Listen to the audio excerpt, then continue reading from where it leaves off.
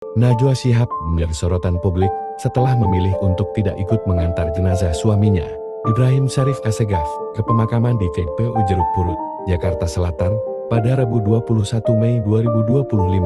Keputusan ini menuai tanda tanya di kalangan masyarakat, terutama karena Najwa hanya terlihat mendampingi jenazah sampai proses salat jenazah di masjid, tetapi tidak hadir di pemakaman.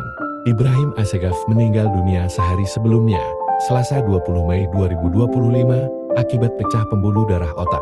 Penjelasan mengenai alasan absennya Najwa di pemakaman disampaikan oleh Musa Kazim, sepupu sekaligus kerabat dekat keluarga. Ia mengungkap bahwa dalam tradisi keluarga mereka, khususnya dalam adat dan ajaran yang dianut, perempuan termasuk istri, ibu, atau saudari, memang tidak diwajibkan untuk ikut ke dalam proses pemakaman hingga ke liang lahat. Musa menegaskan bahwa hanya laki-laki yang biasanya hadir dalam pemakaman dan prosesi penguburan. Ia juga menyampaikan bahwa Najwa telah menunjukkan kesetiaannya dengan terus mendampingi sang suami selama dirawat di rumah sakit hingga akhirnya wafat. Keluarga lain juga ikut bergantian menjaga Ibrahim selama masa sakit. Sementara itu, ayah Najwa Shihab, Quraisy Shihab, tampak hadir di pemakaman meski diguyur hujan deras. Ia mengenakan pakaian koko putih dan peci hitam serta dibantu tongkat untuk berjalan.